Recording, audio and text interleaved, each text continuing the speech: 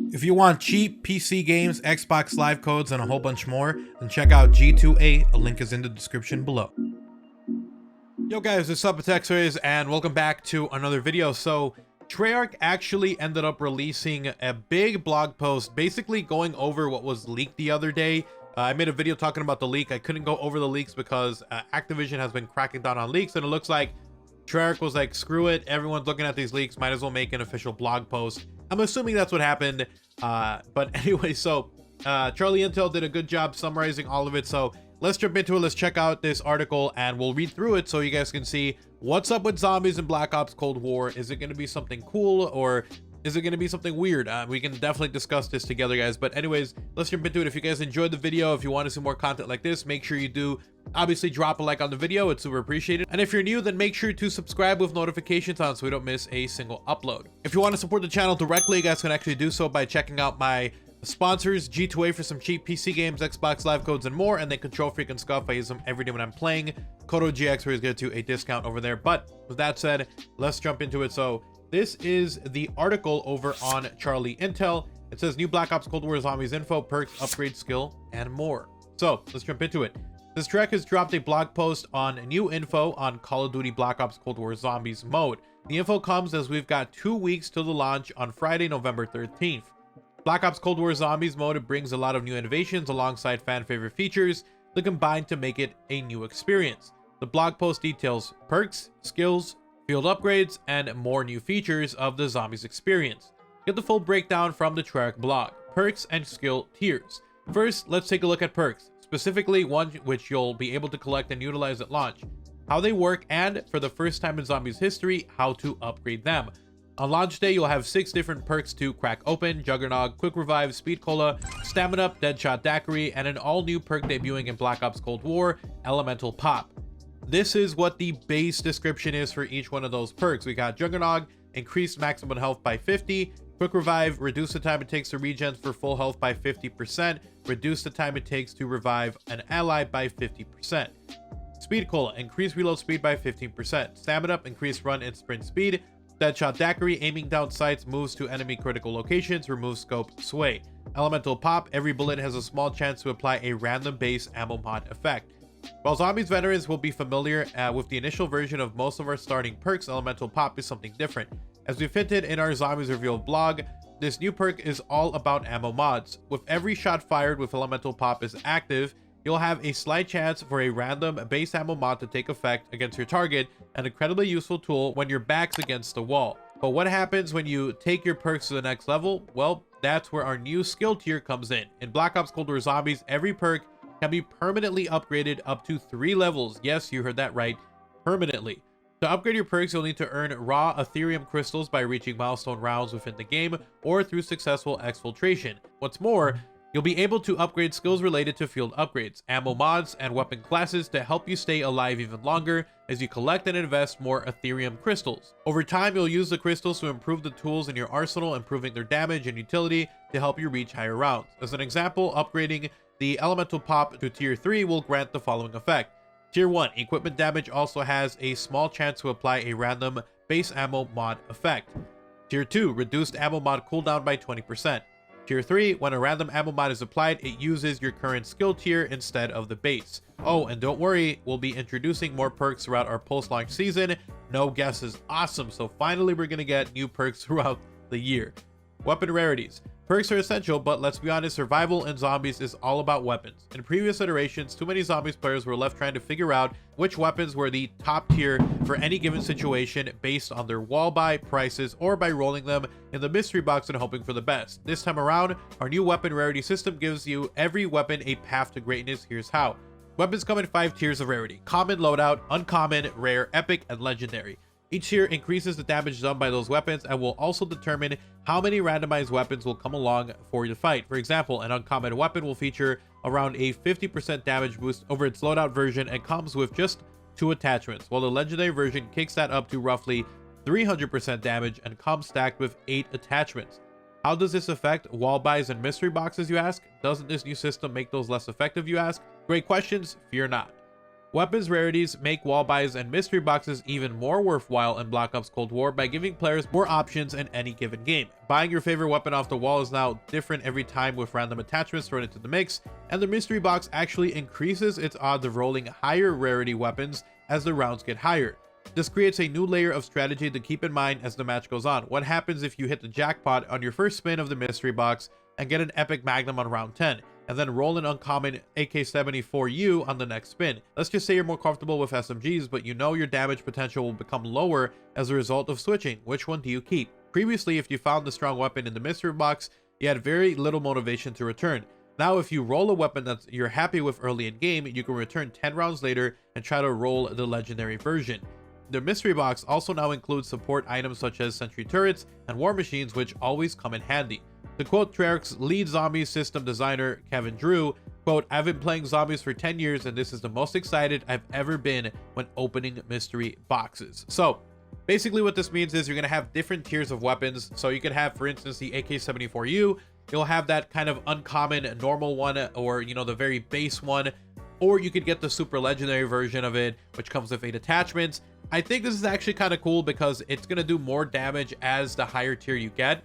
And it means that if you're, for instance, playing in a game and you have the, you know, your favorite weapon and you kind of are good with that weapon already, well, now there's reason for you to spend that points that you have on the mystery box, because you could get a higher tier version of that same weapon, which has more attachments and does more base damage. So I think it's pretty cool. I think it adds a little more replayability and adds it so that you're not just using the same weapons over and over again. You could try to hit other weapons which are more legendary maybe, or maybe you're just trying to hit the same weapon but with more base damage. I think that's actually pretty cool. I like it. It means you're going to have more chances at better weapons in the mystery box as well, and not just a whole bunch of crappy weapons that you'll be kind of screwed over with. So pretty happy with that. Custom loadouts. Because we're bringing everything together to unify progression across multiplayer and zombies in Black Ops Cold War, this was the team's first chance to fully deliver custom loadouts in zombies. First and foremost, empowering players to bring all of their unlocked weapons and cosmetics into zombies takes the action up a notch and gets everyone into higher rounds faster.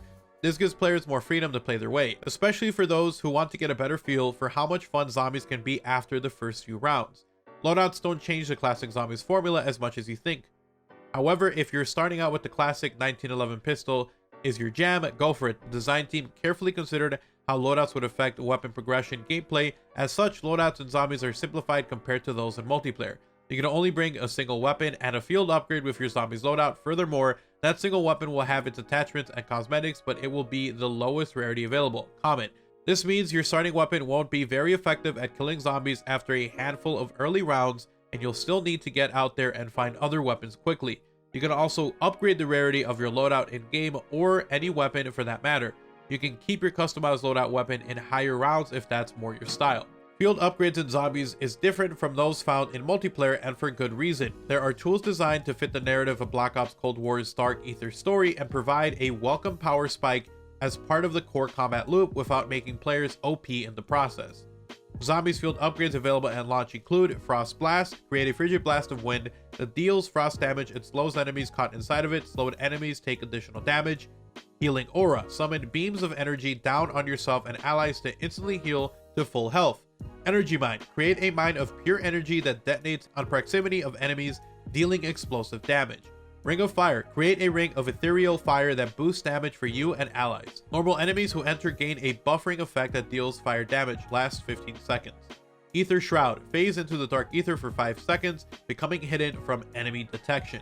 The design of these field upgrades take inspiration from several action-based abilities in previous zombies games, including certain gobblegums, elixirs, and even some non-passive perks. Each one is balanced with an appropriate number of zombie kills required to charge it. For example, Healing Aura has the upgraded ability to revive players in the map remotely, but requires double the kills to charge when an offensive-based field upgrade such as Energy Mine. When you load into a match, you're going to want to have one of the field upgrades unlocked in your custom loadout and ready to charge up. Coordinate with the rest of your team before a match and make sure you've got a good balance of offensive, defensive, and support field upgrades to help everyone survive as long as possible. Alright, next they've got Armor and Salvage. Replacing the crafted shield of previous zombies experiences, Armor provides a 360-degree layer of protection from the armies of the undead. Armor can be found as a rare drop from the enemies or purchased using Salvage. When worn, it will mitigate a portion of incoming damage. Every hit will still deal damage, but its durability is limited. Although armor is partially repaired by picking up the occasional armor shard dropped from certain enemies, it's a finite resource and you'll find yourself vulnerable again once you run out of salvage to repair it. You can only repair armor by picking up a carpenter power up. Armor can also be upgraded to additional levels, including its damage mitigation and durability. You're going to need it as round progresses because zombies grow stronger every round. Remember, even when paired with an upgraded Juggernaut perk, no amount of armor can save you if you find yourself overrun, especially as rounds get higher and the challenge increases. Well, now they have support and Scorestreaks as well. We've wanted to bring Scorestreaks to zombies for a long time, and now the player progression is unified across modes. There's never been a better opportunity. While certain zombies maps have included some variants of these in the past, the new Dark Ether narrative offered the perfect chance to finally carry over some of the militarized versions into zombies to raise the stakes even higher. Sometimes you just need a little extra firepower to get out of a tight spot, and that's where the support comes into play. At launch, the available support selection will include Combat Bow, Sentry Turret, War Machine, Chopper Gunner, and Self-Revive. Keep an eye out for one of those to pop up in the mystery box. If you're lucky, and those curious about how calling it a Chopper Gunner works without being instantly ripped to shreds by zombies while you're controlling it, any support that takes perspective away from your character will temporarily make you immune to damage and ignored by zombies while it's deployed. This ensures that parties of one can make use of support in solo games as well. Loot and crafting. It pays to stay resourceful during a undead invasion. In Black Ops Cold War Zombies, every zombie has a small chance of dropping resources, including salvage, armor, and even lethal and tactical equipment. The tougher the enemy, the better the loot. As you unlock equipment and Scorestreak through the standard player progression, the content will become available at the crafting table in-game and be crafted using resources. Rarity is also assigned to loot based on its effectiveness. For example, a frag grenade is considered uncommon loot, whereas the symbol monkey is a rare drop. Optional exfile. Why die if you don't have to? With the new option to exfile from the map, when your squad can't last much longer, you can roll the dice and try to survive long enough to escape with some extra rewards, but it won't be easy. Starting at the end of round 10 and every 5 rounds after, you'll have an option to use a radio in the starting area of the map to call in exfile. In a co-op game, a majority of players must vote to initiate exfiltration. Once triggered, the normal round will end and you'll be given a new objective to reach the exfile site within a specific time. At this point, zombies will begin to flood the area in a last-ditch effort to stop your squad in its tracks. Often, once you reach the site, a helicopter will fly in and hover above until the zone is cleared before it lands. If you manage to make it into the chopper, you'll escape with some extra bonus XP and a chance to earn raw Ethereum crystals. Risk versus reward. Ping system. For the first time, you'll bring a locational ping system to zombies. This will function the same way it does in Black Ops multiplayer, activated by pressing D-pad left on the controller and Z on the keyboard by default. Whether you're making the next door you need a friend to open, pointing out the pack-a-punch machine for a first timer, or pinging the last location of the mystery box for your squad, we think this feature will bring a huge quality of life improvement to Black Ops Zombies players. So there's a lot going on here.